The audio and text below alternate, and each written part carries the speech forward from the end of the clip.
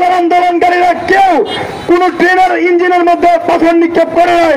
পাথর নিক্ষেপ করেছে আর্মিচোর কিছু ছেলে পেলে, 18 মাইনাস ছেলে পেলে, যেগুলো আন্দোলনের ধারে কাছেও নয়। আমরা যারা প্রাণ থেকে ভৈরব জেলা চাই, যারা আমরা এই যৌক্তিক আন্দোলনের মধ্যে আছি, আমরা সর্বদা চেষ্টা করেছি এই ক্ষতিগ্রস্তকে আমরা না করার জন্য, কোন ট্রেনের ইঞ্জিন, কোন রাষ্ট্রীয় সম্পদে আমরা আঘাত করার জন্য চাইনি। আমরা গতকালের আগের দিনে আমরা শান্তিপূর্ণভাবে দুর্জয় মোড়ে ব্লকের অবস্থান করেছি। সেখানে কোনো জনভোগান্তির সৃষ্টি হয়নি, সেখানে কোনো মানুষের জানমালের একটি টাকা নষ্ট হয়নি।